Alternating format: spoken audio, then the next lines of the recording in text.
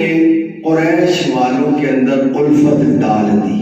سبحان اللہ۔ ایلافہم رحلۃ الشتاء والصیف، اور الفت ڈالی ان کے اندر ہم نے تجارت کی موسم سرما میں، موسم گرما میں، دونوں موسموں میں تجارت کی۔ جو محبت ہے، الفت ہے، ہم نے ان کے دل میں ڈالی ہے۔ سبحان اللہ۔ آپ خود اندازہ کریں کہ اللہ رب الجلال والاکرام ارشاد فرما کے بتا رہا ہے کہ جتنے کرم ہیں نا تمہارے اوپر، جتنی رحمتیں برس رہی ہیں رزق کی صورت میں، صحت کی صورت میں، انعام و اکرام کی صورت میں، یہ اللہ ہی نے تمہیں عطا فرمایا۔ سبحان اللہ۔ عرب کے اندر قریش ایک قبیلہ ہے، اور یہ سورت کا نام بھی اس قبیلے کے نام پہ رکھا گیا، سورہ قریش، اور اس کا پہلا لفظ جو ہے وہ بھی قریش کے نام ہے۔ حضرت امیر حمزہ رضی اللہ تعالیٰ حضرت عباس رضی اللہ تعالیٰ سے پوچھتے ہیں کہ قریش کا معنی کیا ہے؟ تو حضرت عباس رضی اللہ تعالیٰ کون سی ہستی ہے؟ چھوٹی سی ہستی نہیں، بہت بڑی ہستی، حضور کے سگے چچا۔ حضرت امیر حمزہ رضی اللہ تعالیٰ نے پوچھا حضرت عباس رضی اللہ تعالیٰ عنہ سے، اور حضرت عباس رضی اللہ تعالیٰ عنہ، ایک تو یہ تعارف ہے کہ حضور کے چچا ہیں، اور دوسرا تعارف یہ ہے کہ حضرت عبداللہ کے والد ہیں، اور حضرت عبداللہ وہ ہیں جن کے بارے میں میرے رسول پاک صلی اللہ علیہ وآلہ وسلم نے فرمایا اگر کوئی قرآن سیکھنا چاہتا ہے تو میرے عبداللہ سے سیکھے۔ حضرت عبداللہ بن عباس رضی اللہ عنہ بہت بڑے مفسر ہیں، اور آپ کی تفسیر کائنات میں علماء کی صف میں آج بھی مشہور و معروف ہے۔ حضرت عباس رضی اللہ تعالیٰ سے پوچھا حضرت امیر معاویہ رضی اللہ تعالیٰ عنہ نے، تو حضرت عباس رضی اللہ تعالیٰ کا قول مفسرین نے نقل کیا۔ آپ فرماتے ہیں قریش دریاؤں میں ایک جانور کا نام ہے، اور وہ جانور اتنا طاقتور، اتنا بڑا جانور ہے اور اتنی عزت و عظمت والا ہے کہ سارے جانور دوسرے جانوروں کو کھا سکتے ہیں، لیکن قریش جو جانور ہے اس کو کوئی بھی نہیں کھا سکتا۔ قریش جانور کی دریاؤں میں بھی حکومت ہے۔ قریش کو اللہ نے اتنی عزت عطا فرمائی۔ یہ چھوٹا سا مختصر سا تعارف ہے قریش کا۔ تو قریش جو ہے یہ حضرت قصی رضی اللہ تعالیٰ عنہ کی اولاد میں سے قریش، اور یہ قریش جو ہے یہ مکے کے اندر بیت اللہ کے پاس آباد ہوئے۔ اب بیت اللہ کے پاس آباد ہوئے، لیکن عرب کے اندر، مکے کے اندر کوئی کسی قسم کا سبزہ نہ تھا، کوئی مارکیٹ نہیں تھی، کوئی دکان کا نظام نہیں تھا، کالے پہاڑ تھے، صحرا تھا، ریت ہے، اور بالکل کسی قسم کی سہولت نہیں تھی، کوئی کاروبار کے ذرائع نہیں تھے۔ اللہ رب الجلال فرماتا ہے ہم نے ان کے آپس میں بھی محبت ڈالی، اور پھر ان کے دلوں میں تجارت کی محبت ڈالی، پھر وہ تجارت کو اختیار کرنے لگے، اور پھر تجارت انہوں نے اس طرح کی کہ یمن جاتے، یمن سے سامان اٹھاتے مغرب کا، اور وہ شام میں لے آتے، شام میں وہ مال بیچتے، پھر شام کا مال یمن میں جاتا، مختلف مصر کے سارے علاقوں میں مال جاتا، اور اللہ نے ان کو پھر اتنا نوازا کہ پھر یقین بھئی قبیلہ سارے قبیلوں کا سردار بن گیا۔ قبیلہ قریش سارے قبیلوں کا، یہاں تک کہ اس دور میں جب ہر انسانیت عرب کے اندر بھوک سے نڈال تھی، تو قریش کے اندر اتنا مال تھا کہ جب کوئی ان کے پاس قبیلہ آتا تو یہ شوربہ بناتے، گوشت بناتے، شوربہ بنا کے اس میں روٹی بھگو کے شرین بنا کے مہمان نوازی کیا کرتے۔ اس دور میں بھی یہ قبیلہ سارے قبیلوں میں سے امیر تھا، اور جو قبیلہ غریب ہو جاتا، جس کے پاس نان و نفقہ ختم ہو جاتا، خود و نوش کی چیزیں ختم ہو جاتی، وہ ایک خیمہ بناتے، اس خیمے میں داخل ہو جاتے، اور اسی خیمے میں رہتے حتیٰ کہ وہ موت کا شکار ہو جاتے۔ اتنی خستہ حالی، اتنے حالات خراب، اتنی مشکلات کا سامنا اللہ رب الجلال فرماتا ہے پھر ہم نے ان قبیلوں کے بھی اندر محبت ڈال دی، ہم نے محبت ڈالی لإیلاف قریش کے اندر ہم نے محبت ڈالی. اور پھر فرمایا ایلافہم رحلۃ الشتاء والصیف، ہم نے ان کے اندر سردی گرمی تجارت کا جو شوق تھا، تجارت کی جو الفت تھی، محبت تھی، وہ ہم نے ان کے دل میں ڈال دی. اب یہ تجارت کرنے لگے اور یہ قبیلہ قریش امیر سے امیر تر ہو گیا. اب آگے اللہ رب الجلال نے ان کی حالات کو بیان کرنے کے بعد ان کی جو عادات تھی ان کو بیان کیا، اس کے بعد ان کی زندگی کے حالات کو بیان کیا.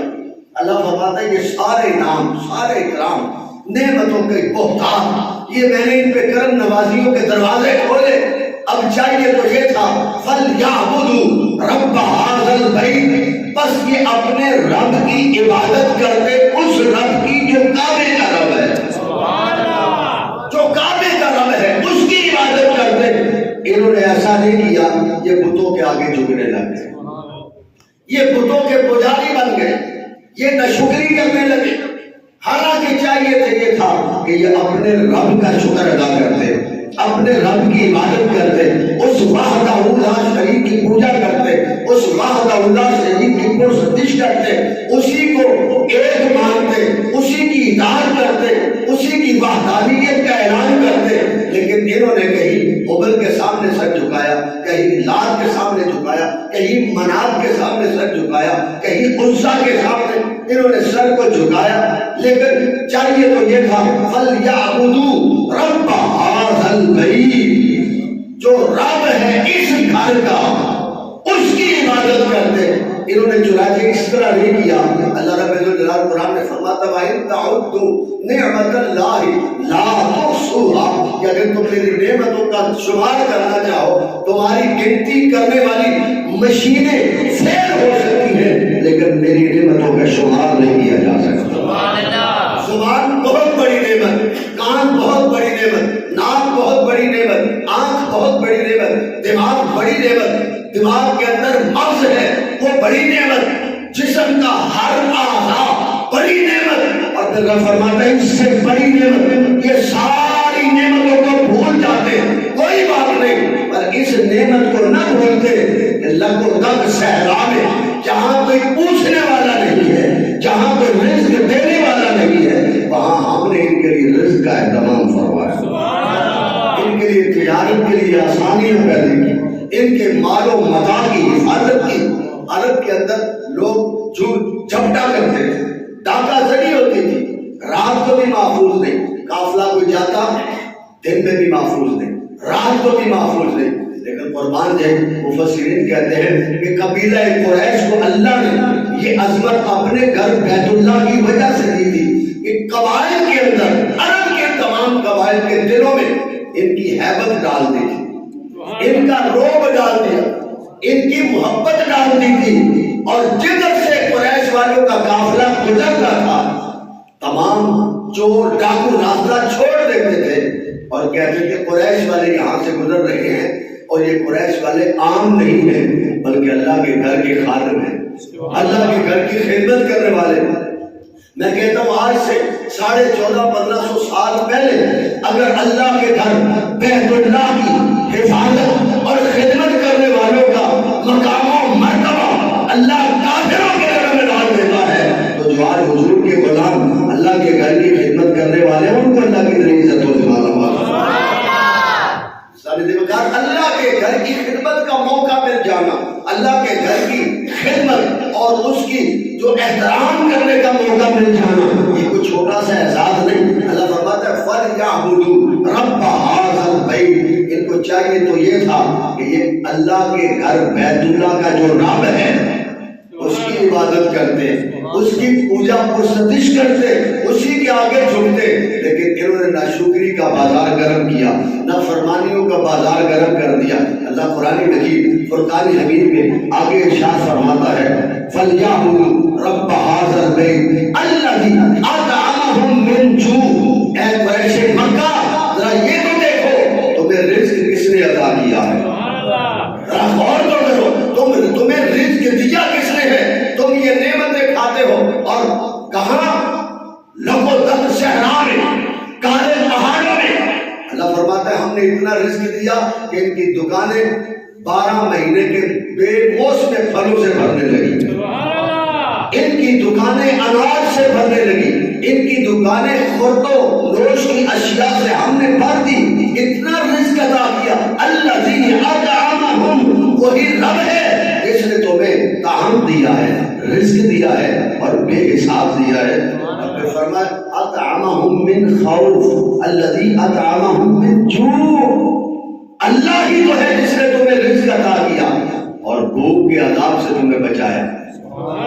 بھوک کے عذاب سے کون بچانے والے؟ آپ جانتے ہیں بھوک کتنا سخت عذاب ہے، اور یہ تو اس کو پوچھو جس کے اوپر بھوک کا ٹائم آتا ہے، جس کو 1-2 ٹائم کھانا نہیں ملتا، ذرا اس سے پوچھو نا کس طرح وہ مارا مارا پھرتا ہے اور کس طرح وہ رسوائی کے تھانے پر پہنچ جاتا ہے۔ لیکن رب فرماتا ہے الذی اطعمہم من جوع، ہم ہی ہیں وہ، میں ہی وہ رب ہوں، میں ہی وہ خالق اور میں ہی وہ رازق ہوں کہ جو تمہیں رزق بھی عطا کرتا ہوں، اور میں نے تمہیں بھوک کے عذاب سے بھی محفوظ فرمایا۔ شہر میں رہے بندہ اور بھوکا ہو تو بات سمجھ نہیں آتی، جنگل میں بھی ہو بندہ پیاسا بھی نہ ہو، بندہ بھوکا بھی نہ ہو، اور نعمتوں کی بہتات ہو، ہر طرف اللہ کی نعمتوں کی بارش برس رہی ہو، پھر بندہ ناشکری کرے تو رب کہتے ہیں خبردار، تمہارا یہ کام تو نہیں بنتا تھا بلکہ تمہارا تو حق بنتا تھا، فَلْيَعْبُدُوا رَبَّ هَٰذَا الْبَيْتِ، تم اپنے بیت اللہ کے گھر کے کا جو رب ہے، وہ رب جو بیت اللہ کا رب ہے، اس رب کی عبادت کرتے، اس رب کو راضی کرتے، اس رب کی اطاعت کرتے، اسی رب کے سامنے اپنے سر کو جھکاتے، پھر وہ تمہارا رب تم سے راضی ہو جاتا ہے۔ الذی اطعمہم من جوع، آپ ذرا غور کر کے دیکھیں مجھے اور آپ کو بھوک سے پیاس سے کون بچا رہا ہے؟ مجھے اور آپ کو رزق کون دے رہا ہے؟ ذرا سارے بلند آواز سے اگر لفظ اللہ کو محبت سے بولے نا ذرا اللہ خوش ہو جائے گا، درو دیوار بھی خوش ہوگی۔ میرے رسول پاک صلی اللہ علیہ وسلم نے فرمایا جو لفظ اللہ محبت کے ساتھ کہتا ہے اللہ اس کی طرف محبت کی نگاہ سے دیکھتا ہے۔ سبحان اللہ۔ مجھے اور آپ کو بھوک اور پیاس سے کون بچاتا ہے؟ اللہ، ایسے لفظ بولے اللہ، اللہ بچانے والا، رزق اللہ دینے والا۔ اور پھر میں یہ ایک جملہ آپ کی نظر کرتا ہوں، رزق بھی سامنے ہو، لقمہ بھی توڑ لیا ہو، منہ میں بھی ڈال لیا ہو، حلق سے نیچے نہیں اترتا، کیوں نہیں اترتا بھائی؟ کیا وجہ؟ اس کو منظور نہیں، وہ منہ میں گیا ہوا لقمہ بھی نیچے اترنا نہیں دے گا، اگر اس کا حکم نہ ہو تو آپ لقمہ بھی نگل نہیں سکتے۔ تو جو اتنے کرم فرما رہا ہے پھر اس کی نافرمانی کی کوئی گنجائش ہے؟ اس کی نافرمانی کی کوئی گنجائش نہیں ہے۔ میرے نبی پاک صلی اللہ علیہ وآلہ وسلم نے ارشاد فرمایا میرے غلاموں یاد رکھو اپنے رب کا شکر ادا کیا کرو، اور قرآن میں رب نے ارشاد فرمایا انشکر لی، اللہ کا شکر ادا کرو۔ ایک مقام پر فرمایا لئن شکرتم لازیدنکم، اگر تم میری نعمتوں کا شکر ادا کرو گے میں اپنی نعمتیں تمہیں اور بڑھا کے عطا فرماؤں گا۔ سبحان اللہ۔ ساتھ ہی فرمایا ولئن کفرتم ان عذابی لشدید، اگر تم میری نعمتوں کا انکار کرو گے میں پھر تم سے اپنی نعمتوں کو چھین لوں گا، میں واپس لے لوں گا وہ دی ہوئی نعمتیں۔ آج پوری دنیا پہ غور ذرا کرے نا، اپنی نظر کو دوڑائے، مسلمانوں کی تعداد کتنی زیادہ ہے لیکن طاقت چھین لی گئی ہے، طاقت چھین لی گئی ہے۔ عبادات میں مصروف ہے، دعائیں بہت ہوتی ہیں لیکن دعاؤں میں اثر نہیں ہے۔ کیوں نہیں اثر ہے؟ کیا وجہ ہے؟ دعائیں قبول کیوں نہیں ہو رہے؟ حالات بدل نہیں رہے۔ فلسطین کے اندر مسلمانوں کو کاٹا جا رہا ہے، لبنان کے اندر زمینی لڑائی کے ساتھ یہودی مسلمانوں کی نسل کشی کر رہے ہیں۔ کیا وجہ ہے؟ پوری دنیا میں مسلمان طاقت ہونے کے باوجود پریشان کیوں ہے؟ غیرت چھن گئی، دعائیں برکت چھن گئی، اصل جو اسلام اور ایمان کا اساس ہے وہ چھن گیا، مسلمان رہا نام کا۔ اللہ فرماتا ہے قریش والوں کی طرح تم نہ کرنا، تمہیں میں یہ ساری نعمتیں دے رہا ہوں، کہیں قریش والوں کی طرح تم بھی میری بارگاہ سے مڑ نہ جانا، کہیں میری بارگاہ سے منہ موڑ نہ لینا، کہیں نہ شکر نہ بن جانا۔ بلکہ شکر بھی کرنا، عبادت بھی میری جی بھر کے کرنا، میری بارگاہ میں اپنا سر جھکانا۔ اور آج مجھے اور آپ کو بھی غور کر کے دیکھنا چاہیے، کیا ہم بھی قریش والوں کی طرح تو نہیں؟ آج ہمیں اللہ گھر بیٹھے عزت بھی دے رہا ہے، گھر بیٹھے رزق بھی دے رہا ہے۔ صبح نکلتے 5 گھنٹے 8 گھنٹے 10 گھنٹے جتنا مقدور ہو ہم محنت کرتے ڈیوٹی کرتے، تو رزق میری اور آپ کی ہمت ہے کمانا؟ اگر وہ گھر سے نکلنے نہ دے یا شام کو واپس آنے نہ دے، شام کو واپس نہ آنے دے، صبح نکلتے یا اللہ خیریت سے واپس لے کر آنا، میں کہا نکل تو گئے، واپس کس کے فضل سے آئے؟ نکلے بھی اس کے فضل سے، آئے بھی اس کے فضل سے۔ اور ایک شخص بازار میں سارا دن کھڑا رہا، 1 روپیہ بھی نہ کمایا، اور ایک چند گھنٹے کھڑا رہا، سارے دن کی روزی کما کے گھر واپس آ گیا۔ میں نے کہا یہ رزق کس نے دیا ہے؟ کھڑا تو ایک ہی جگہ تھا، وہ بھی اسی جگہ، وہ بھی اسی جگہ، لیکن یہ فارغ ہو کے آ گیا، وہ شام تک روتا چلاتا ہوا خالی آیا۔ وجہ کیا ہے؟ حلیمے کے ریا سے جواب آیا، واللہ خیر الرازقین، میں اللہ ہی ہوں جو خیر والا رزق مانگتا ہوں، اللہ ہی رزق عطا کرتا ہے۔ اور اس لیے میرا رب فرماتا ہے فَلْيَعْبُدُوا رَبَّ هَٰذَا الْبَيْتِ، بس عبادت کرو اپنے رب کی جو اللہ کے گھر کا رب ہے، بیت اللہ کا رب ہے، الَّذِي أَطْعَمَهُم مِّن جُوعٍ وَآمَنَهُم مِّن خَوْفٍ۔ اللہ فرماتا ہے میں ہی وہ رب ہوں جس نے تمہیں طعام دیا، رزق عطا کیا، طرح طرح کی نعمتیں، طرح طرح کے ذائقے، پھل کھانے۔ اور پھر عرب کے اندر آج بھی آپ دیکھیں پوری دنیا میں آپ کو وہ پھل نہیں ملے گا جو عرب کے اندر آج بھی آپ کو میسر آئے گا۔ اور کسی بھی موسم میں جائیں، ہر پھل، امرود کو دیکھیں، بنانا دیکھیں، ایپل دیکھیں، کسی پھل کو بھی آپ دیکھیں گے، آپ کھائیں گے بعد میں، پہلے آپ کہیں گے سبحان اللہ۔ اس کی خوبصورتی اور پھلوں میں حسن و جمال اس قدر اللہ نے رکھ دیا ہے کہ بندہ دیکھتا ہے، کھاتا بعد میں ہے، پہلے کہتا ہے سبحان اللہ۔ میں نے کہا دل کی دنیا، تخیل کی دنیا میں جا کے میں نے سوال کیا، اے بتا مولا یہ اتنی برکتیں، اتنی عزتیں، اتنی چمک، اتنی دمک، اس کی وجہ کیا ہے؟ فرمایا میں ان لگاتار صحراؤں کو نہیں دیکھتا، میں ان بلند چوٹیوں اور پہاڑوں کو نہیں دیکھتا، میں نے تو اپنے خلیل ابراہیم کی دعا کو دیکھا ہے، میں نے اپنے پیارے ابراہیم خلیل کی دعاؤں کی برکت سے اس لغدق صحرا اور ریت کے اوپر نہ سبزہ ہو سکتا تھا، نہ کچھ ایسا انتظام ہو سکتا تھا، میں نے پوری دنیا کی نعمتیں اس عرب کے اندر اکٹھی کر کے رکھ دی۔ سارے دیوکار اللہ رب الجلال نے عزت ان کو دی ہے جو اس کی عبادت کرتا ہے، جو اس کی عبادت میں مصروف رہتا ہے، جو اس کا شکر ادا کرتا ہے۔ اللہ فرماتا ہے الذی اطعمہم من جوع، پھر فرمایا وآمنہم من خوف۔ اللہ فرماتا ہے تمہیں خوف سے امن کس نے دیا ہے؟ بٹھے بولے ظاہر۔ اور آج جی صرف عرب کی بات نہ سمجھے، آپ اپنے گھر کی بھی بات سمجھیں۔ آج آپ اپنے گھر کو دیکھیں نا، ہر شخص دن میں سوچتا ہے یا اللہ خیال کرے، اور ہر بندہ آیت الکرسی پڑھتا ہے، جو کسی کو کوئی آتا ہے پڑھتا ہے نہیں پڑھتا، کیوں پڑھتا ہے؟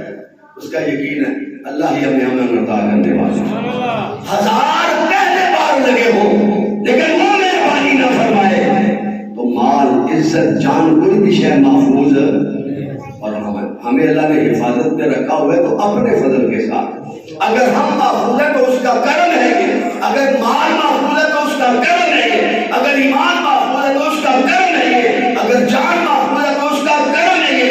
ہر طرح سے ہمارے اندر کوئی کوالٹی نہیں، بس ایک کوالٹی ہے لا الہ الا اللہ محمد رسول اللہ صلی اللہ علیہ وسلم، اور اس کوالٹی کو کمال درجے پہ پہنچانے کے لیے ایک ہی راستہ ہے، قرآن سے تعلق کو توڑ لو، قرآن پہ عمل کر لو، محمد کے فرمان پہ عمل کر لو، دنیا بھی کامیاب ہو جائے گی، آخرت بھی کامیاب ہو جائے گی۔ یہ تھی تفسیر سورہ قریش کی جو میں نے آپ کے سامنے رکھی۔ مختصر سے وقت میں بہت کچھ اس میں بیان کیا جا سکتا ہے، لیکن ایک بات جو میں آپ سے گزارش کروں گا لب لباب، وہ کیا ہے؟ آئیے آج دل سے تہیہ کر کے جائیں کہ ہم ہر طرح اپنے رب کا شکر ادا کریں، ہر طرح سے مالی طور پر، جانی طور پر اپنے رب کا شکر ادا کریں گے، اور عبادت اللہ کی جو ہے اس کو سب سے افضل ہم رکھیں گے، باقی سارے کام چھوڑ دیں گے، لیکن جب اس کی عبادت کا وقت آئے تو اس کی عبادت میں ہم سر بسجود ہو جائیں گے۔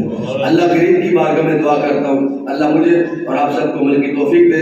علامہ اقبال حکیم الامت نے بڑی خوبصورت بات سمجھائی ہے کہ محمد سے وفا تو نے تو ہم تیرے ہیں، یہ جہاں چیز ہے کیا لوح و قلم تیرے ہیں۔ اللہ کریم عمل کی توفیق دے۔ وما علینا الا البلاغ۔